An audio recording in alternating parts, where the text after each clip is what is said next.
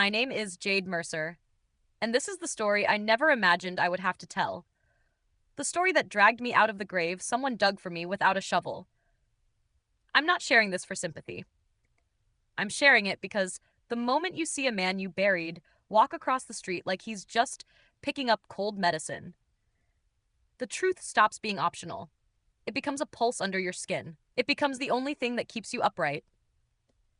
It started on an ordinary Thursday afternoon, the kind of colorless, heavy day where the clouds hang low enough to touch the tops of street signs. The air smelled like wet cement and tired breath when I stepped out of Evergreen Credit Union. My fingers were still stiff from gripping the pen that signed off the final debt my late husband left behind. 7 months of payments. 7 months of phone calls. 7 months of being told I was so strong while I quietly disintegrated. Funny thing about strength.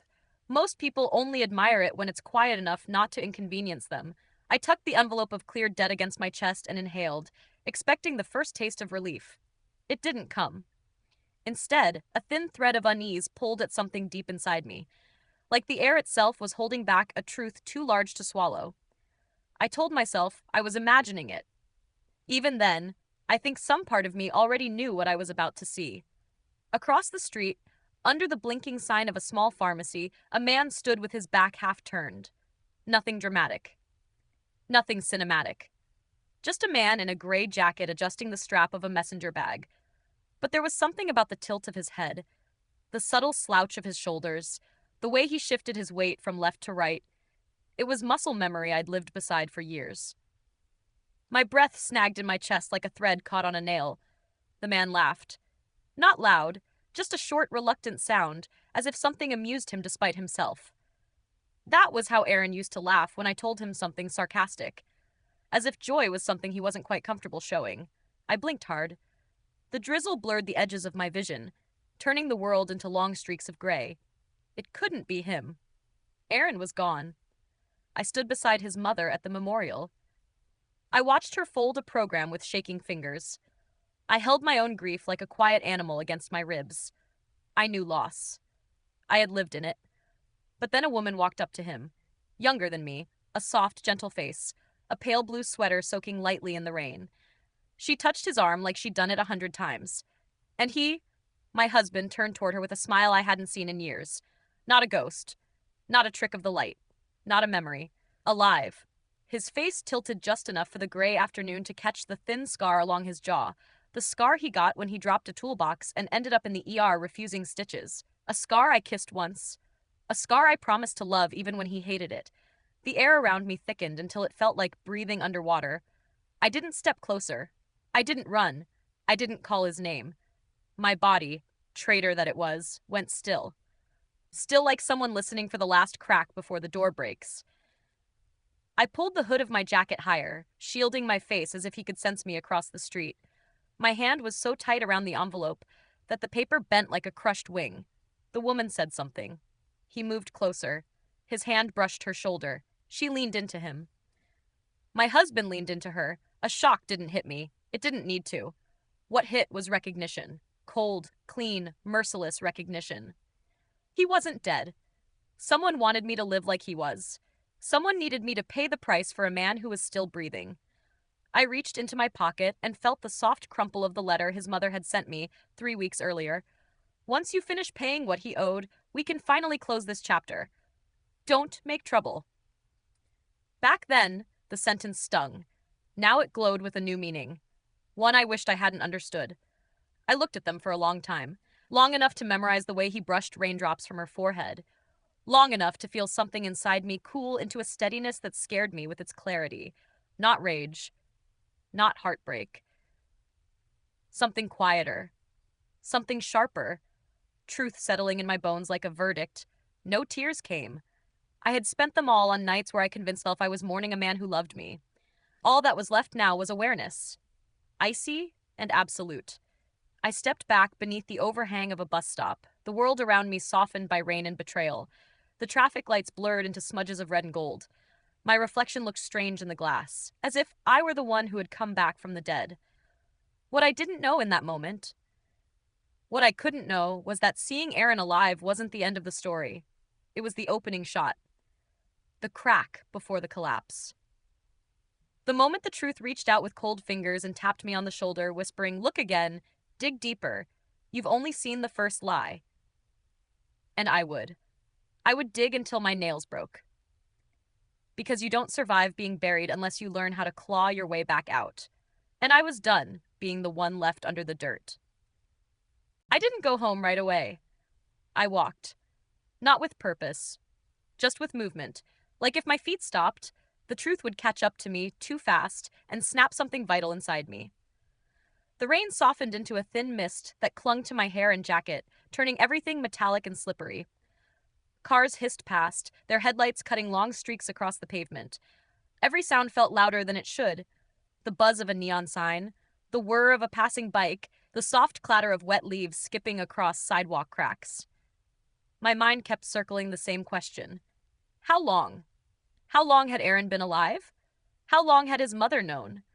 How long had I been paying debts for a man who tucked another woman under his arm like she was the home he'd chosen? I reached a small coffee shop I'd never noticed before, a warm square of light in the fog, and stepped inside because my hands were trembling enough that I needed to sit. The smell of ground beans and cinnamon hit me first. A barista glanced up, shoved a curly strand of hair behind her ear, and said, "Rain's brutal today. You doing okay?" I heard myself answer, "Just tired." The lies slid out easily, the way lies often do when the truth is too large to fit into a single sentence. I took my drink to a corner table. I didn't taste it. I just held the cup for the heat. Somewhere between the steam rising and the rain tapping the window, my thoughts rearranged themselves, not into clarity, but into shape. I finally understood the unease I'd felt earlier inside the credit union. I had expected relief when I paid that final debt. Instead, it felt like pressure, like a door cracking open to a room I didn't want to see. Now I knew why. The whole time, I'd been finishing a job someone assigned to me without asking. I stared at the window and watched a bus pull up to the curb. People shuffled out, shaking off umbrellas, patting down pockets for their phones. Ordinary people, in ordinary moments. For so long, I'd wanted my life to look like that again. Simple, predictable, just enough noise to distract from the quiet. But even before Aaron died, things had been slipping off their hinges. The past floated up like dust from a box I'd forgotten to seal. I remembered the first collection letter I opened after the memorial. The envelope was thick, the kind that always held bad news. When I asked his mother why I'd never seen these accounts before, she touched my arm gently and said, "He didn't want to burden you, Jade. He was trying to protect you." I believed her. I believed everything then, because grief turns you soft in places you didn't know you could bend. A week later, a second letter arrived. Then a third. Then a collector called and asked if the estate planned to resolve the overdue balance. I'd sat on the edge of our bed, my bed now, pressing my thumb into the seam of the comforter until the fabric wrinkled like skin. Every time I asked questions, the answers came too quickly, polished as if prepared. Aaron struggled near the end. He made some mistakes. He confided in us so we could guide him. "You shouldn't dwell on the ugly parts, honey." Every sentence built a version of him I didn't recognize. But grief convinces you that maybe you just missed the signs. Maybe the person you loved broke quietly while you looked away. There were small things, too. Moments that slid past me like shadows I was too tired to follow. The night, 2 months after the memorial, when I found a second phone in his old toolbox, dead battery, no case, just a blank screen that refused to turn on. I told his mother about it.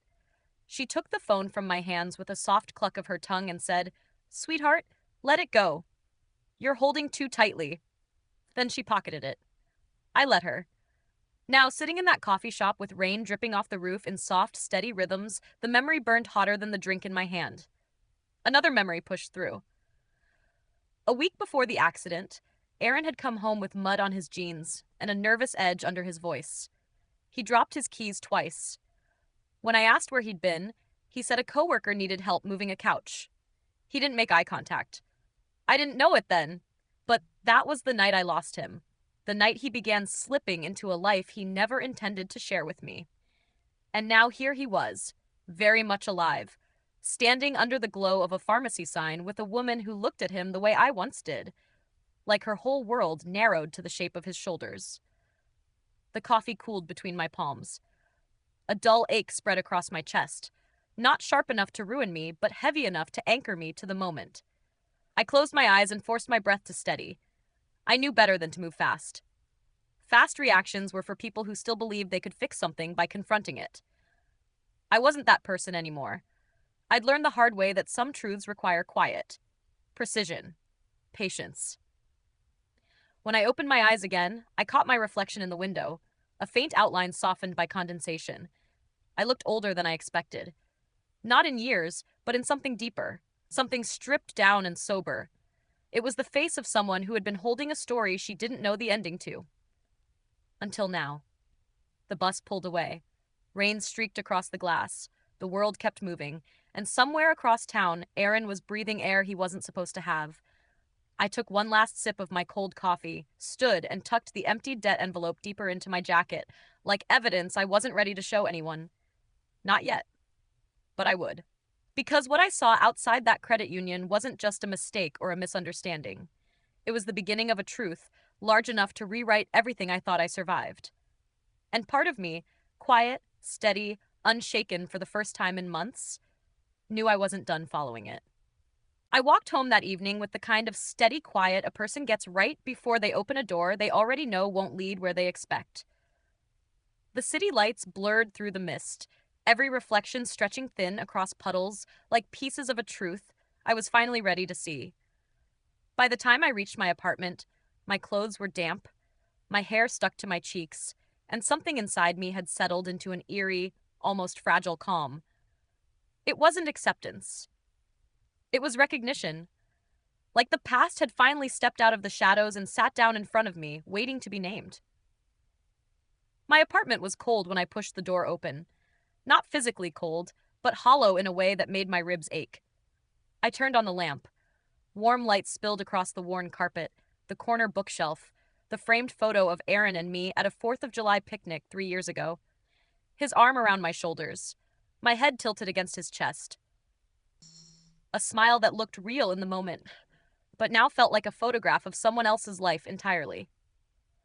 I stared at that picture for a long time and felt something shift, like a puzzle piece finally clicking into the empty space it belonged. The signs had been there. Not obvious enough to scream, but sharp enough to scratch if I looked at them with the eyes I had now. I sat on the floor, leaning against the couch, letting the memories rise one by one with the slow inevitability of a tide. The first time I noticed something was off was a year before the accident. Aaron started taking late-night calls on the balcony.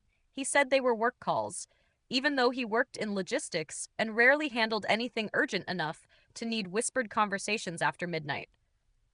When I asked who it was, he would kiss the top of my head and say, "Don't worry about it, Jade. You already carry enough." Back then, I thought it was tenderness. Now, sitting on my living room floor, I could finally name it correctly. Diversion. Another night, I accidentally knocked over his backpack while cleaning. A stack of unopened mail spilled onto the carpet. Envelopes from banks I didn't recognize, companies neither of us had accounts with, all addressed to him. He snatched them up so fast the papers crinkled in his grip. "It's nothing," he said. Too quickly, too flat. Just boring stuff.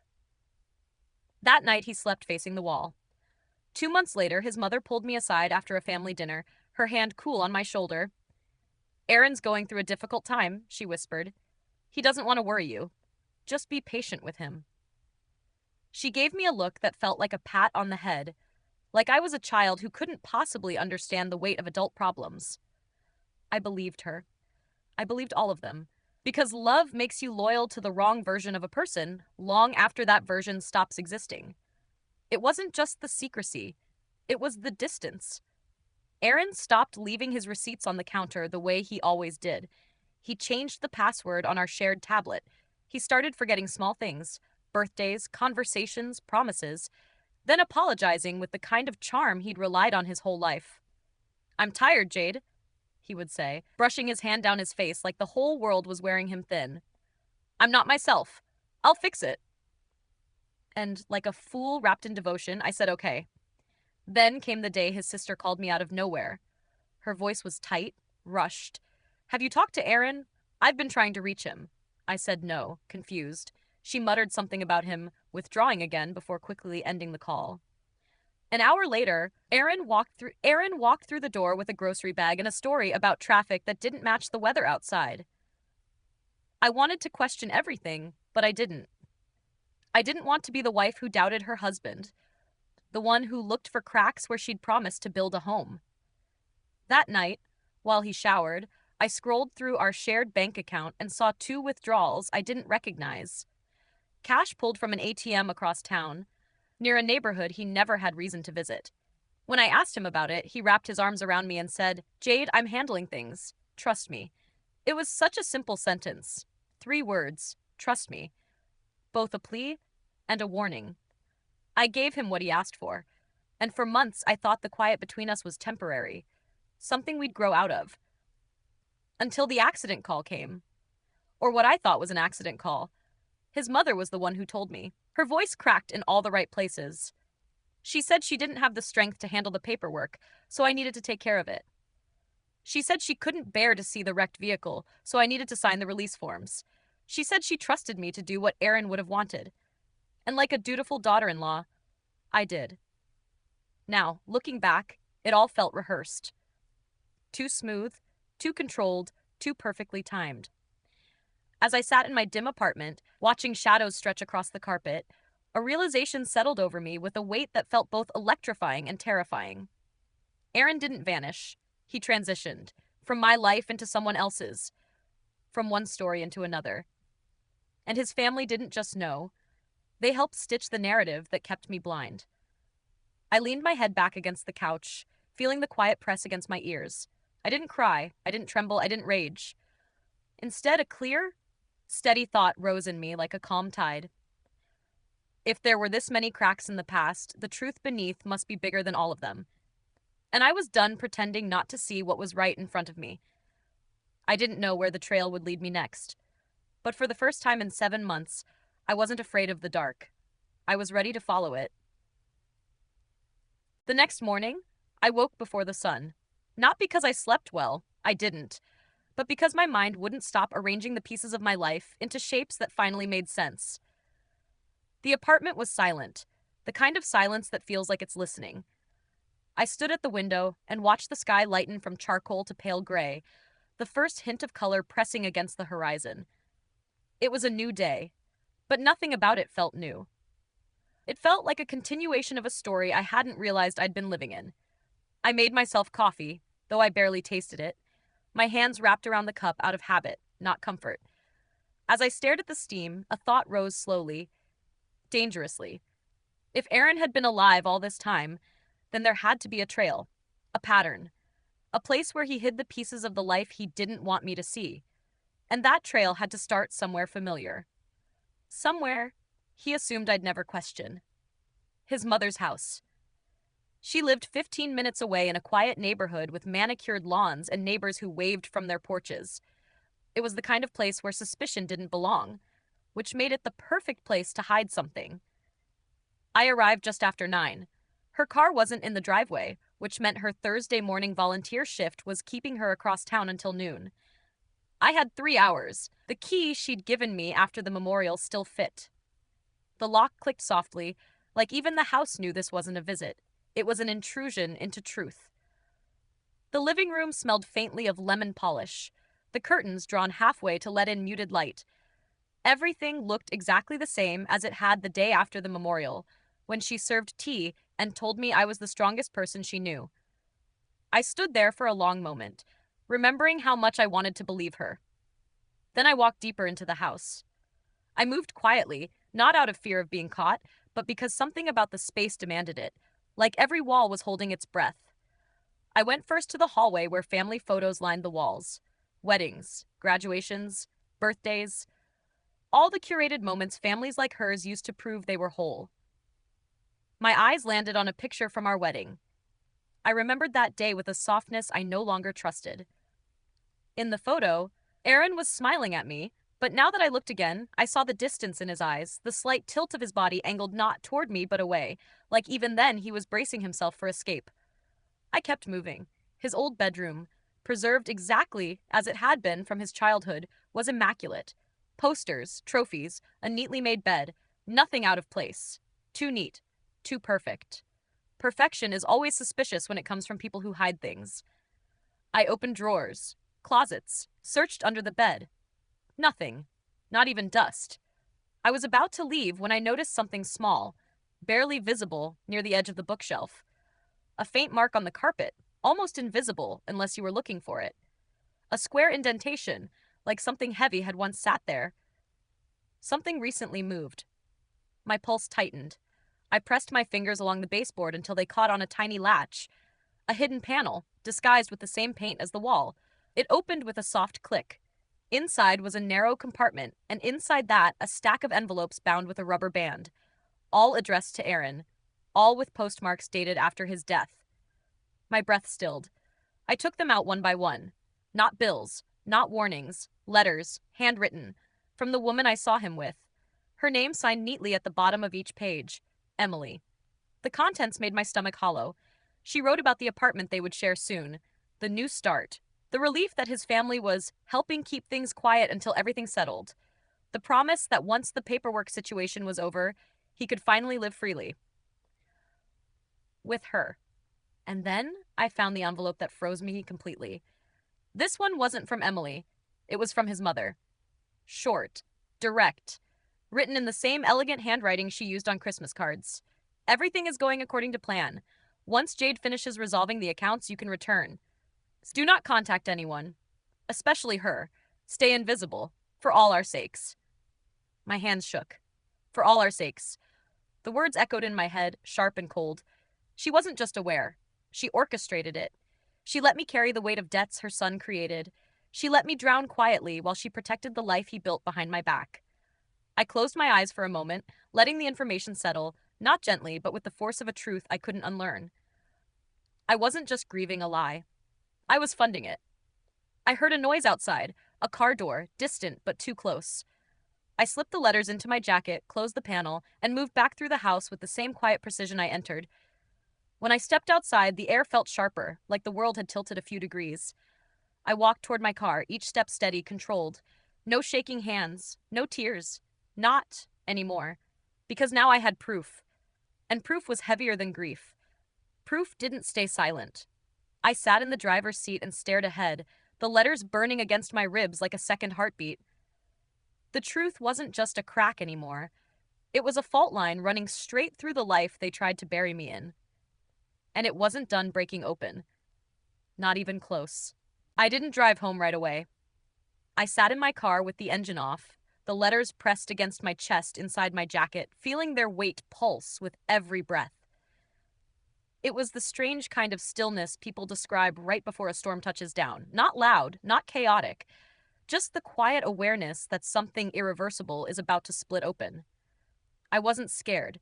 I expected fear, but instead there was a steady, grounded clarity, like my mind had finally peeled back every layer of denial and found the center.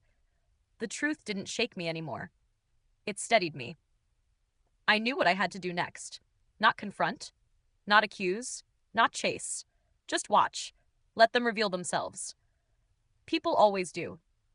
By early afternoon, I was parked across the street from the pharmacy where I'd first seen Aaron, alive and comfortable, standing in the drizzle with Emily.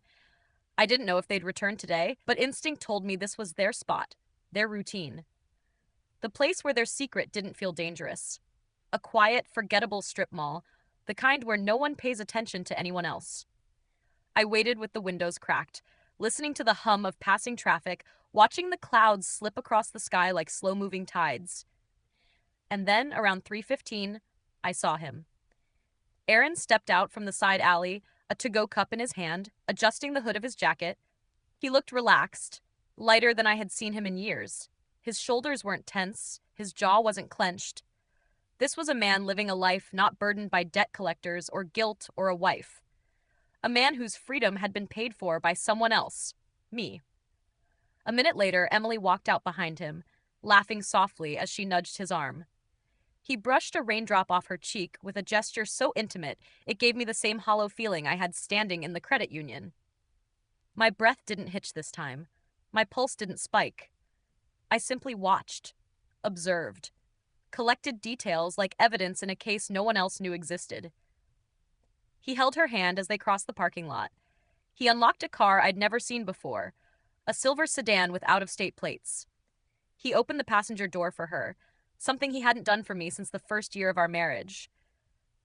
When he rounded the driver's side and slid in, he looked almost weightless, like the world had finally gone his way. I memorized the license number. Then I followed from a distance. Not close enough for them to notice, just close enough to let their choices lead me. They drove to a small apartment complex 10 minutes away, tucked behind a row of pine trees. A building with beige siding, narrow balconies, and a parking lot sloped just enough to collect puddles in long, rippling shadows. They parked beneath the stairwell. He carried a grocery bag. She unlocked the door. They disappeared inside, with the ease of people who had done it dozens of times. I sat there for a long minute, my breath fogging the inside of the windshield, my mind piecing together everything the letters had hinted at. This was their home, their life, the place built on the scraps of mine. A man I buried lived here. A man I mourned, shopped for groceries, and cooked dinner with someone else here. A man whose mother looked me in the eyes and told me she loved me walked willingly into another woman's apartment. I didn't cry. I didn't break. There's a point beyond heartbreak where the emotion becomes so sharp it turns clean. That's where I was. I waited. And I didn't have to wait long. 30 minutes later, a car pulled into the lot, one I recognized instantly. His mother's. She stepped out wearing a neatly pressed coat, her expression calm, composed, like a woman arriving for afternoon tea. She checked her reflection in the car window, smoothed her hair, then walked toward the staircase. I watched her climb to the same door Aaron and Emily had entered. She knocked 3 times. Not anxious, not hesitant, familiar. The door opened almost immediately. Aaron's silhouette filled the doorway. He didn't look surprised to see her. He greeted her the way people greet someone they expect, someone who has a key to their life. She stepped inside. The door closed behind them. And that was the moment the last thread snapped. His mother hadn't just known, she hadn't just assisted. She was a regular visitor, a participant, a guardian of the lie. I sat very still, the letters warm from my body heat, the engine silent, the world narrowing until all I could hear was my own breath. I finally understood the message she'd written, the one telling him to stay invisible. The one telling him I needed to finish the debts before he could return. Return to what? Return to this life he'd built? Return to the woman she approved of? Return to freedom he didn't earn? My hands curled around the steering wheel, not out of anger, but out of a sudden, powerful certainty. They weren't just hiding him. They were hiding the truth of who he was. And they thought I would never look. They thought grief would blind me long enough to finish the job. They were almost right. Almost. I stayed until I saw the lights flicker on inside their apartment. Shadows moved behind the curtains. A dinner. A conversation. A life. Then I turned the key in my ignition and drove away slowly, carefully, my mind finally stitching together the last unseen piece of the story. I wasn't going to confront them yet. Confrontation is loud, predictable, emotional. I had something better. Proof, knowledge, and time. The kind of patience people mistake for weakness until it walks up quietly behind them. They thought they buried me. They forgot that the buried learned to listen in the dark. And I had heard everything. I didn't sleep that night. Not a single minute. I sat in my living room with the lights off, the letters spread across the coffee table like crime scene markers. The apartment felt different now. Less like a home. More like a waiting room between who I had been and who I was becoming. Every so often, I would touch the edge of one envelope, tracing the ink, feeling the weight of the handwriting.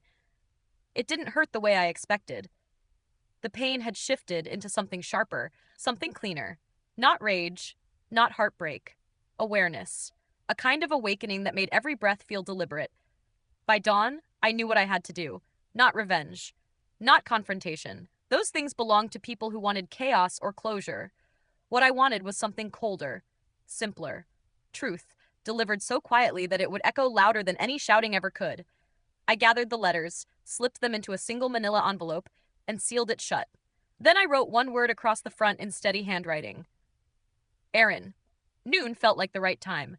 Not dramatic, not suspicious, Just an ordinary hour in an ordinary day. I returned to the apartment complex where I'd watched them the afternoon before, parking in the same spot, letting the engine tick into silence. The sun was bright this time, reflecting off parked cars and casting long shadows across the pavement. It almost looked peaceful. Almost. At 12:16, the door opened. Emily stepped out first, locking the door behind her, adjusting her purse strap. A minute later, Aaron followed, a set of keys jangling casually in his hand. He looked comfortable, rested, completely unaware that the life he had built was beginning to tilt. I got out of the car and walked toward them, each step calibrated, calm. He didn't notice me until I was only a few feet away. When he finally looked up, the color drained from his face so fast it was almost cinematic. His hand froze halfway to his pocket. His mouth parted like he was searching for words that didn't exist. "Jade?" he whispered. Not shocked that I was alive, shocked that I knew he was. Emily turned toward me slowly, confusion settling across her expression. She looked at him, then back at me, her brows pulling together. "Aaron, what's going on?" she asked. He didn't answer. He couldn't. His eyes stayed locked on me, wide and terrified, like seeing a ghost he didn't bury deep enough. I didn't shout. I didn't demand anything. I simply reached into my jacket, pulled out the manila envelope, and held it out to him. "These belong to you," I said quietly. My voice didn't shake. His hand hovered, then closed around the envelope with the kind of hesitation people usually reserve for touching something sharp. Emily looked at him again, her confusion deepening. "Aaron, what is that?" He swallowed hard, eyes never leaving mine. "It's nothing," he said. But his voice betrayed him. It cracked on the last syllable. I didn't answer her question. I didn't need to. I stepped back one pace, giving them space they didn't deserve but would soon understand. "You should read them," I said. "All of them." A long, heavy beat passed, the kind of silence that holds its breath right before a door slams shut forever. Then I turned around and walked away. No drama. No tears. No accusations thrown into the air for neighbors to hear. Just footsteps fading across warm pavement, leaving behind the man who had already left me long before he ever disappeared. I reached my car, opened the door, and sat for a moment before starting the engine. In the rearview mirror, I could see them. Emily staring at him, demanding answers. Aaron clutching the envelope like it was burning his hand. The first crack in their world, opening wide. I didn't need to stay to watch it fall apart. Truth has its own gravity. It collapses whatever isn't real. I drove away with the window slightly open, warm air brushing across my face, carrying a feeling I hadn't experienced in months. Freedom. A quiet kind, not triumphant, but steady. A freedom earned not through revenge, but through clarity. When I reached home, I placed my keys on the counter and stood in the center of my apartment, letting the stillness settle. It didn't feel hollow anymore. It felt reclaimed. Mine again. The lesson didn't hit all at once. It unfolded slowly as I walked to the window, watching sunlight stretch across the floor. Love doesn't protect you from deception. Loyalty doesn't shield you from betrayal. Sometimes the people closest to you are the ones who count on your silence the most. But silence is a choice. And I had finally chosen myself. If you've followed my story this far, maybe you've felt that shift too. That moment when the truth stops breaking you and starts building something stronger in its place. And if you want to hear where the rest of this journey leads, stay with me. There's more to uncover, more to learn, more to reclaim. You can subscribe if you want to hear the next chapter when it comes. But whether you stay or not, remember this. You are never powerless when you carry the truth. You just have to decide when to use it.